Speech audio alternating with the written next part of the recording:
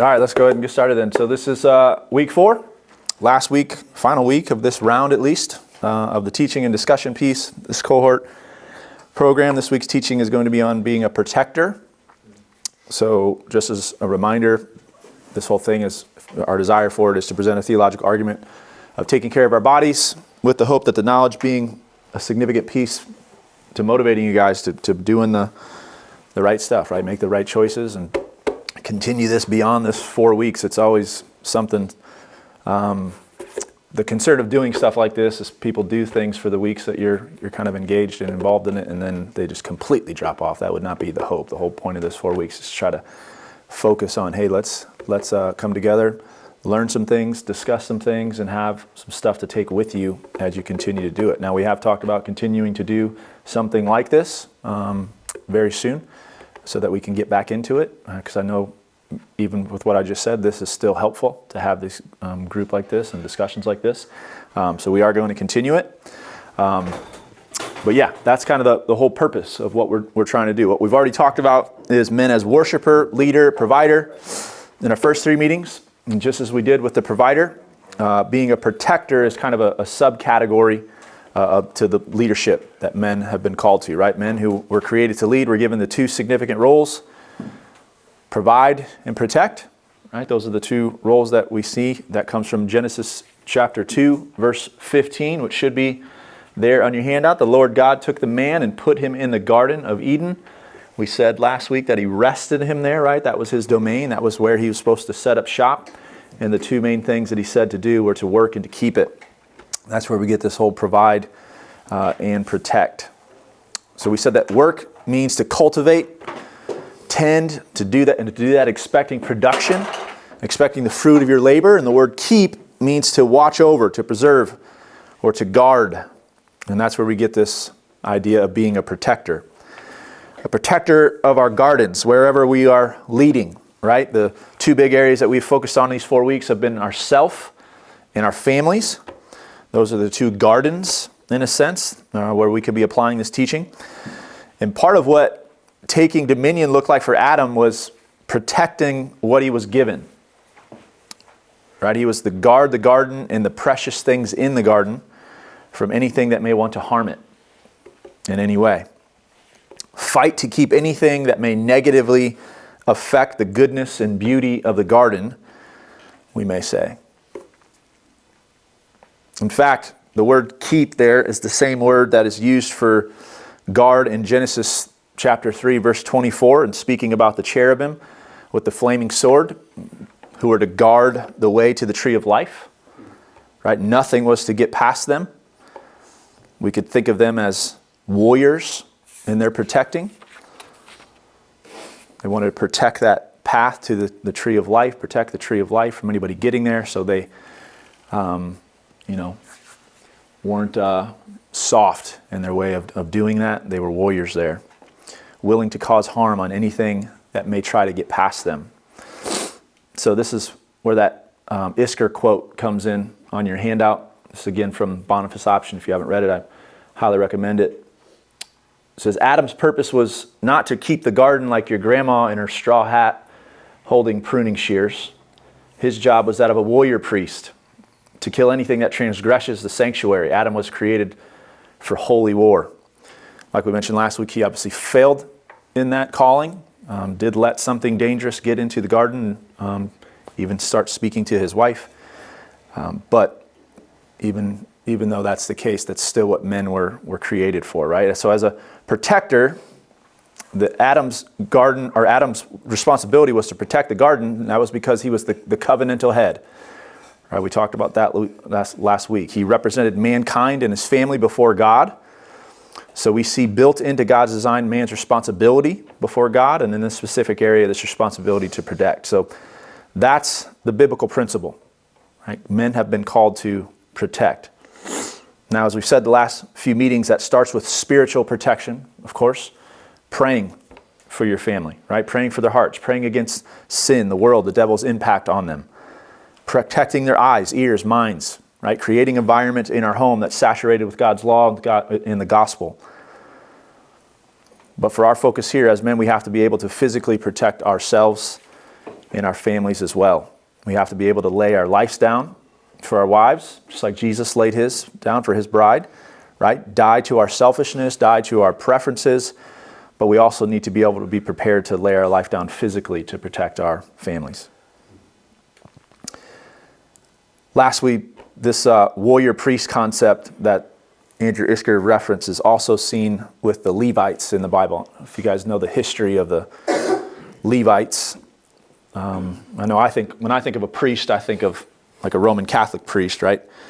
Not typically a dude you're wanting to follow in many ways, but for sure physical makeup. Not necessarily thinking warrior priest when I think of a priest in my mind, but that's not how we should think of the Levitical priest. These guys were some violent men. Levi was the son of Jacob. What he's most well known for? Anybody know what he's most well known for? Levi? Killed the men who violated his sister. Yeah, after his sister Dinah was raped by Shechem, who was a kind of a prince of the town that they set up shop in, him and his brother Simeon slaughtered the men of the city. They basically said, if you want our sister, all the men of this city have to get circumcised. And they used that as to get the men together and slaughtered the men. Jacob, their dad, wasn't too happy about this and actually withheld the blessing for these two sons at the end of his life, which left Levi specifically with no land. All of his sons got land. That's what eventually made up the nation of Israel. Levi got no land. Then in Exodus, we see the Levites become violent again. When after the incident of the golden calf, obviously Moses goes up to talk to God. People are left alone. They come to Aaron, say, we want something to worship, basically. And they make this golden calf. And then in Exodus 32, verse 26, this is what Moses says. As Moses stood in the gate of the camp and said, who is on the Lord's side? Come to me. And all the sons of Levi gathered around him. And he said to them, thus says the Lord God of Israel, put your sword on your side, each of you, and go to and fro from the gate to gate throughout the camp, and each of you kill his brother and his companion and his neighbor. And the sons of Levi did according to the word of Moses, and that day about 3,000 men of people fell. And Moses said, today you have been ordained for the service of the Lord, each one at the cost of his son and of his brother, so that he might bestow a blessing upon you this day. So, in a sense, redeemed the Levites, right? They used violence and their blessing was withheld from them. The second time, in honor of the Lord, they used violence, and there was a blessing that came to them. And this was kind of the origin of the Levitical priesthood. The Levites were then spread throughout the 48 cities of the lands. They had two purposes. They were to teach the word of God. And number two, they were to guard the worship of God by guarding the tabernacle and the eventual temple as warrior priests. They were to provide and protect, right? Provide the word of God, teaching of the word of God, and they would protect the worship of the Lord, protect the worship, the house of worship of God. So again, we see with our first father, Adam, right? He was that warrior priest given the charge to protect. That was one of his responsibilities. And then in the New Testament, as again, kind of a continuation of this priesthood, both Peter and John call Christians priests, right? A royal priesthood or a kingdom of priests. That's who we have been called to be.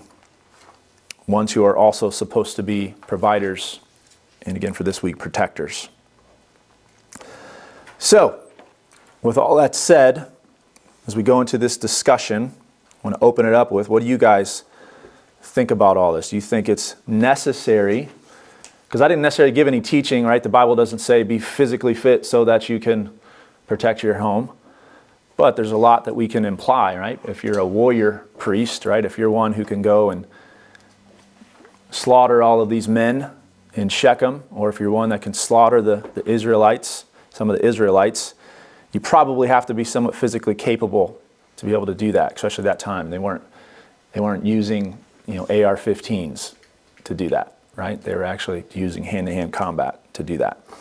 So do you think it's necessary, or at least wise, to be physically fit in order to protect yourself and your family? What do we think?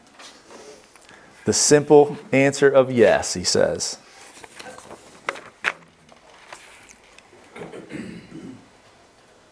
What are others' thoughts? You hire people to do stuff. You could hire bodyguards and stuff. That's an option. That's an option. How much are you offering to pay? And then when those bodyguards turn on you, what are you going to do? I'm just saying. No, I'm saying, well, like, We've all seen the movies, you know. They get past the bodyguards, the guy's like helpless, you know. Like, which isn't where you want to be. Connor says get a dog instead. Really dog, so. Just get what a happened to aggressive dog. Gavin, right? How about just, does anybody think about this in terms of, I am the protector of my family, so I should actually be prepared? Or is it more, the chances of something actually happening Think about it all. are pretty rare? You think about it all the time? Wow. What goes through your head? Kind of like I ought to be strong enough to beat up the next guy. Okay. If I have to. Sizing everybody up. Yeah, That guy. I kind of do. Yeah, I mean, like situational awareness, like, yeah, pretty much anywhere. I would say I'm alert to what might be abnormal. Yeah.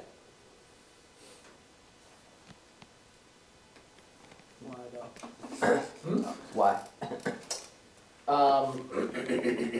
So in the same way that, if let's just use an example, if a weak man were to hire a bodyguard, right, and that defense system fails, like, you have a massive liability, right?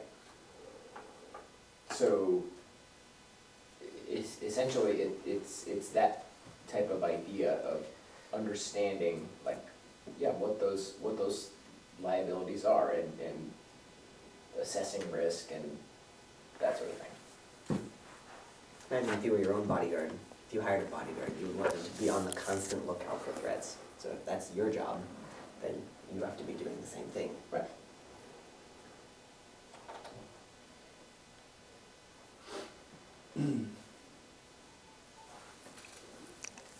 It's not something that requires like all of your concentration either. Like you can do normal things and carry on conversations while still having, you know, your one eye open. I would say it requires you to be more present, Oh, yeah, for sure. right? Versus being a thing that, like, takes you out of what you're doing. I'd say it places you into what you're doing a lot more.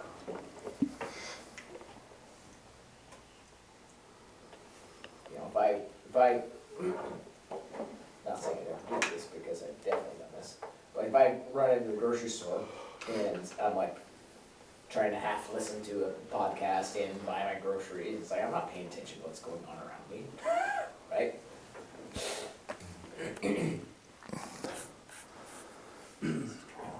What are other thoughts? You repeat the question. Yeah, just have you ever thought about your responsibility? Like, I'm sure if I asked you, hey, are you supposed to protect your family? Everybody would say, yeah, of course. But how cognizant of that are we in our day-to-day lives, you know? Of, man, I would actually need to be prepared if something happens. So we were up in Chicago 5-6 weeks ago now, and we blew out 2 tires on our van on the same side. Mm-hmm. And it was when my hand was broken, and we're like south of where the White Sox play. And we have both our kids, Jenny and my sister was with us. And like Sunday nights, dark, we get dropped off at a tire shop that's like barbed wire, 5 guys that are all totally tweaked out. But like it's our only option. I just remember feeling like, okay, this is not good. Yeah. and I really don't want to fight on one hand. So it just kind of like, I don't know, you become quickly aware of like those limitations. But like, I also remember thinking like, okay, it's gonna suck, but if something does happen, like, I'm gonna have to do my best. Yeah. Yeah, so. Yeah, I mean, I think so. Just a couple things you mentioned there. Part of protecting would be being able to assess the situation and being like, okay, this seems like a dangerous situation, which men should be fine walking into dangerous situations. But if you're at with all of those people, is there another option, right? Is there another option to find so that it doesn't have to come to what you thought it may? But if there is no other option, yeah, then you just have to. And that's when being prepared. We're not going out looking for violence, right? But we have to be prepared that something might get violent if it's out of our control, that it would, you know? Yeah, what's the whole, Jordan Peterson talks about this a lot, about how, like, self-control is not something that a weak man can exhibit, because he has nothing to control, right? It's the ability to be capable of inflicting harm and not doing it, right? Yes. Sounds like a sensei. Sounds like Liam Neeson. That's right.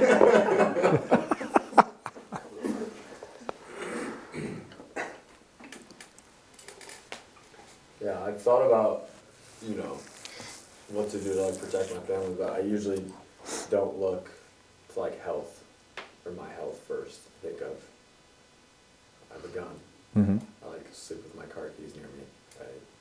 Stuff like practical stuff. I don't always go to What do you mean by the car keys thing? Just like put it between your fingers. stab them. No, like if someone's breaking that downstairs. Here's something, you honk the alarm, and Yeah, you sound your horn. Oh, okay. Something just scare them away. I have a gun under my bed. We have Ring cameras. I feel like I've done stuff like that to prepare, but I don't typically think, yeah, I need to, I don't know, be more fit to protect my family. Yeah. I think it does bring up a good point, though, that fitness is an important category of it. It's not the only, and probably today, it's probably not even the primary Sure. assessment of how yeah, able right, you are. I would say. Jason with a gun beats you Absolutely. right now, Absolutely, right? if he knows how to use it. Well, it depends on, there's a whole bunch of different situational pieces to that. And a man untrained with a gun and a man trained without a gun, Yeah. this guy can probably do some harm, okay? But to your point, I'm also, if I'm thinking about my responsibility as a protector, it's like, and the amount of times a day where I'm thinking about something in that sphere,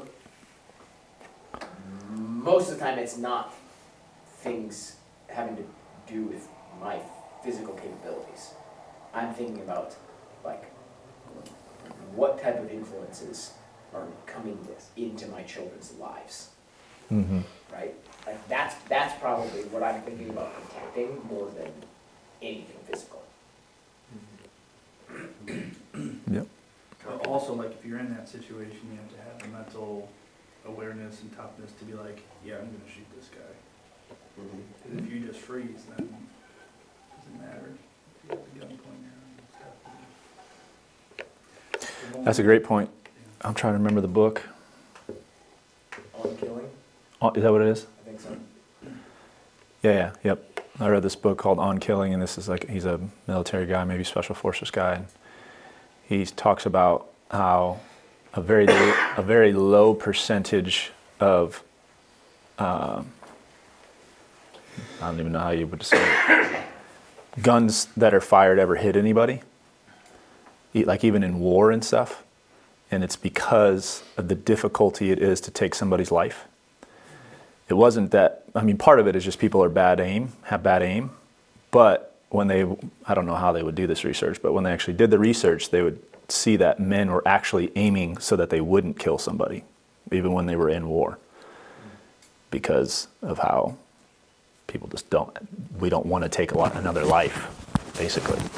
But then there's the piece of, even if you've been in the range and you're able to shoot perfectly, when you're in that high, pressure situation, hormones are flowing, right? Stress response is on. Can you actually do what you're supposed to do? So yeah, that's all part of this for sure, is being able to. But I think because of, you can just use a gun, right? Those type of things. Then this piece that we're talking about of just actually being physically capable just gets ignored. Well, yeah, it's the same as our conversation about doing knowledge work and computer work. Right. You forget that you're an embodied person, and that those are tools, and they're not meant to completely cover your responsibilities. Yeah. Soon we're not even going to have to use our minds.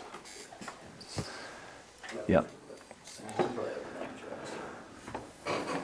How about, so we went through 4 weeks now. And again, we're going to continue to be thinking through this. This is stuff Jarek and I think about frequently, and just how to better communicate this message. Were there things that you guys can think of from a biblical perspective that we didn't necessarily hit on for reasons why you should be taking care of your body?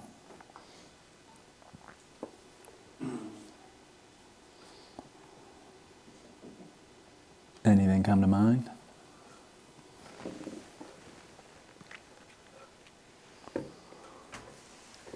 Whole temple piece. It's pretty- You weren't here for that, Ethan. Oh. So the first week. Good answer. It's a good. All right, then. It's an important one. They got it. Did you guys in the first week, I'm just thinking of even some of the conversation we're having now, where we got brought up with like self-control, of how, did you guys talk about it this week? I don't feel like we ever really talked about the challenges of taking care of your body, just more the argument of why you shouldn't. I was just thinking of like even with some of the, like we were saying there, your working out puts you in a state of, I guess, pushing through and being in control of, like, disciplining your body. And pushing through those hard things. And not quitting. And I would say just in general, life can be hard. And so it's gonna make you want to quit at times. Mm-hmm. So you're more talking about there's going to be trials in life, right? Whether they're mental, emotional, spiritual. So preparing physically, putting yourself in physically challenging physical trials prepares us, right? As embodied souls, like he mentioned. It's going to prepare us for those other areas. Yeah?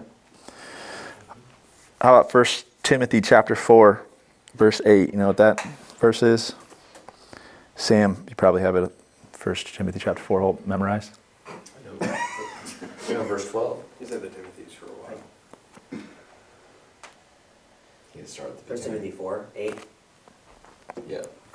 Is it fight the good fight of faith? Take hold. No. No, that's not the one. Oh, come on, man.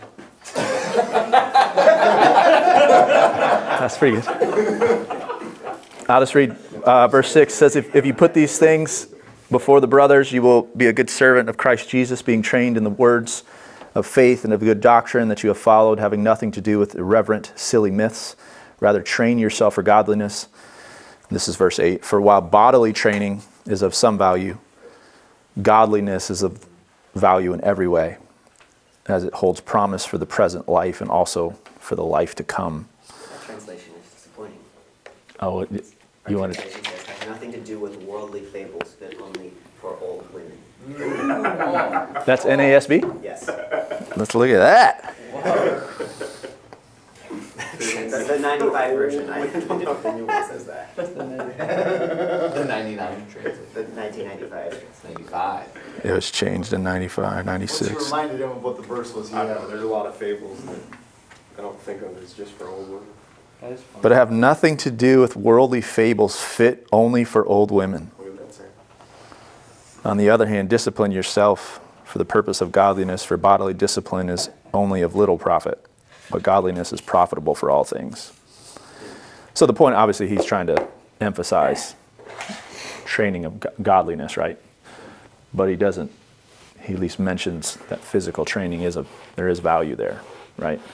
And who knows exactly what he's talking about. If he's talking about training to be a warrior, if he's talking about, just what you were talking about of just kind of staying physically trained is also going to impact these other pieces. But yeah, that would be one of them. So one of the things that looks like we have to add to the CrossFit gym is like being skilled. I told Jeremy Can we you do should that? get a heavy bag. So we've thought through that. We've thought through buying a wrestling mat, and Yes. that's primarily to try to attract Alec Epis to come to the gym, because I don't think he's ever going to get here otherwise. Every time I get hurt. But then having, whether it's 1-2 times a week, somebody like Alex, somebody like Justin, come in and just train, wrestling stuff, self-defense type stuff, I'd be all. those type of things. Yeah, great Saturday morning. I mean, even like you just see like the tactical games sort of stuff. So we're just talking about, hey, you can be good with the rifle, but can you do it with a 150 heart rate? Right.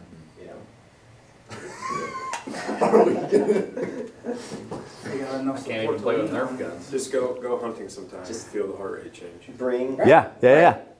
Yeah, that's not even killing other people. No, it's Yeah. ridiculous. It's just taking life. Ridiculous shit. Yeah. Being able to kill something at all is a good start. Like at rest, I can hit a pop can at 30 yards with my bow, no problem. Like every single time. The first time I ever shot at a deer, I think I missed about like 4 feet. Like, ooh. It hurts just. There is so if you've not heard of the tactical games, they have an event 2 hours from here in July near where I grew up. So Jordan Maurer did it last year out there. I think he's planning to do it again this year. So it's a combination of basically CrossFit and shooting. So it's a pretty cool thing to go watch. Camping trip, go watch it. Yeah. July.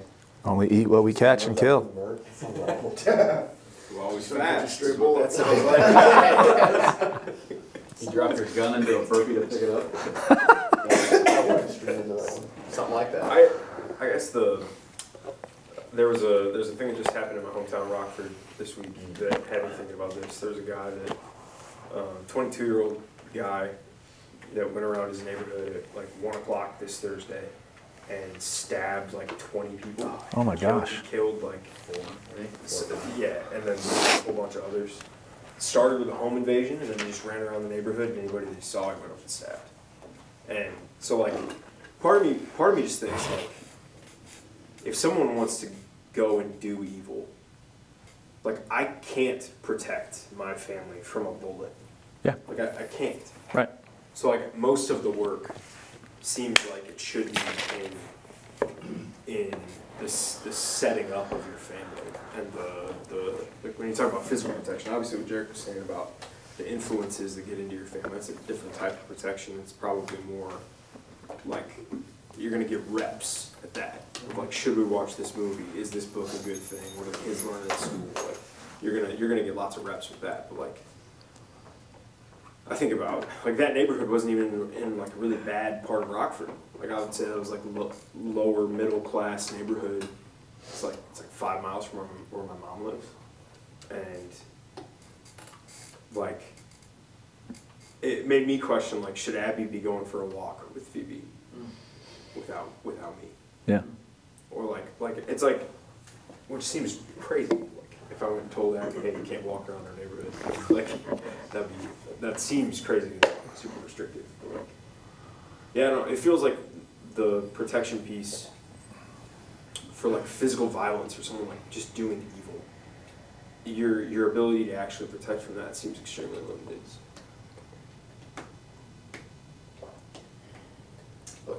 Yeah, I don't know. It is. I can't imagine if that guy had chosen to pick up a firearm instead of a knife, like how much worse that would have been. Maybe police would have So responded you do faster. know that, like a lot of the times when we read about it in the news, when somebody goes to a public place and starts shooting, usually the first people who are limiting him are civilians. Oh, yeah, no, I understand that. Right, yeah, you see great footage from that, Chiefs parade thing, Right. like, I mean, the guy killed like a man in his 30s, and like, Right. I mean, he killed a 15-year-old girl, and Jeez. so I mean, it's not like he You can't, stabbed people that couldn't have contested him. But if you're not thinking, okay, it's time for violence, some guy runs up behind you and stabs you. Right. You're Yeah. like Definitely stuff's going to be out of control. right. Your ability to actually limit harm is often like it's impossible. You can have no influence over that.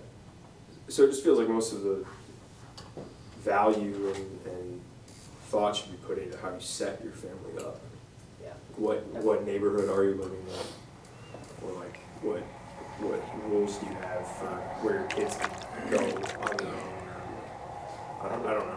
I like what you're thinking, David, but I've also had close contact with a family that did this obsessively, and I don't think it turned out well for their flourishing. Like, everything that they did and did not do was kind of an obsessive concern about a potential risk. And the result was that they were very afraid. Right. right. Like, Yep. there was a time when we were all staying at a hotel for an event, and a water main broke, and so the fire alarms were going off, and the firefighters were coming in and dealing with it. So while everyone else is evacuating, they think that the building is under attack by terrorists. Oh, like that's Columbine. right. That's the conclusion that they jump to, and so they're like coming down the stairs, Wow. like in a pack, hiding behind their dad. They hear someone coming up the stairs, and so they just like turn around and run back up and like go down somewhere else, because their mind is just thinking everything bad is happening. Everything, yeah, that's what they're always thinking. Yeah, that's obviously taking it too far. I think they're right in like being aware of that stuff and trying to prepare for it. But at the same time, because then if you like practice these things, go over certain things, whatever, guns, knives, whatever, then you can have a certain level of confidence, but you shouldn't let that be something that drives you with fear. You know, like they shouldn't always be in that fearful state, but they can work on those things, but if you're always constantly hyped up on that, then you're always in stress mode and you can't actually live, so. There's like, they can do that, but have confidence with it and not overreact. For everything. There's a point where you have to remember it's not all up to you. Like, Right. Yeah. That's what I was trying to say. It's like you can only protect your family up to a certain point. yes. It feels like most of that protection is in policy and not in action. But I not to say that there's no point in preparing for action. Like it just, Yeah, I think there's kind of two different things to separate out here.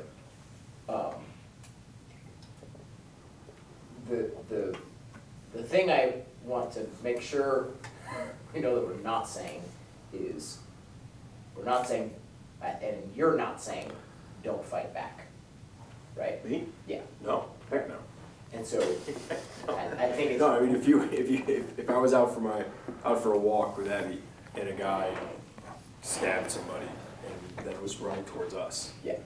a guy would be like, Abby, run that way, and I'm gonna slow him down. Like, whether that goes well or bad. Right, my- 'cause I think- my responsibility is for them to get away. I think to your actual point of like, hey, there's a certain amount of this that I have to, cast my cares on the sovereignty of God. Yeah. These two things actually play together in significant ways. Because, like one of the things that, as in researching people who have had,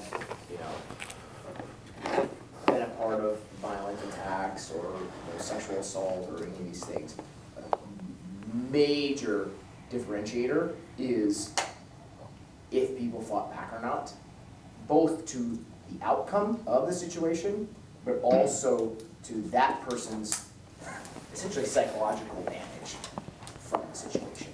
Sure. Right? And so, there's a level of regret that's shown to be associated with if you don't fight back in that moment, right? What could have been. I mean, I think back to what Heath's story that he shared, like there are situations where protecting your family means doing whatever it takes to make sure nothing happens. Yeah. Right. Like if you're, let's say you were concealed carrying, you're in Chicago and you get a broken tire, and you're on the side of the road, the last thing you want is a gunfight. Right. Because your kids are right behind you. Like, so like you should be doing you should not be doing whatever it takes to violently protect your kids. You should be doing whatever it takes to not have violence. Like if someone came up to steal your car, or like that's a situation where like some guy comes up, pulls a gun on me, and I got my family right next to me. Even if I have a gun, I'm gonna give him my car, right? Because I don't want a gunfight where my kids are here. Right. Yep. But yeah. Yeah, I think the main, I would say, kind of main takeaway, and what we would be trying to encourage here is, first, just an understanding that is a calling from God. Is right. This is part of who men are. Is they are to be providers and protectors. But I think being able to be in a physical state where you can do that is also just part of being that man. Because, so you mentioned, David, if a guy was coming at your family with a knife, that you would have your family run away and you would be the one staying there trying to keep him from ever getting there. I think part of what's happened in our culture is there's too many men that wouldn't even do that. There's men that would run away and leave their family behind. There's men that would just run away with their family, and not because they think that's wise, just because they don't want anything to do with this knife. But men should be able to say, no, I want my family to be safe. That's the primary purpose of this. And part of that is I'm going to be here, ready to step into something dangerous and ready to lay my life down if I have to, right? I don't want to die, right? Part of protecting my family is surviving that situation so I can continue to be with my family, but just a mindset of I have to be the one that's going to stand between danger and my family. And I think being physically capable is part of giving you some confidence to be able to do that, right? Because with that, not that you have to be physically capable to have that confidence, but I think there are some people that also are overconfident with their ability to be able to do something, and they don't really have anything that's backing. I could think of a couple, unfortunately, guys in my head right now that claim, that they would be able to do something, but when it actually came to it, it would be very surprising. This is sounds silly, but we've used this before, and this is just an easy gauge. Like, could you even defend yourself against your wife? Right? What if that got physical? If your wife can beat you up, you're probably not in a physically capable enough to defend her, right? Against somebody else that's trying to harm you guys. And unfortunately, there's a lot of situations that are potentially like that, And let your wife be as dangerous as possible. Well, yeah, but it's not. Those situations aren't there because, the wives are necessarily working on being physically capable. It's just the men are not, So, nor do they have that mindset of what I'm talking about. They should be the ones that are willing to lay down their life and capable of laying down their life.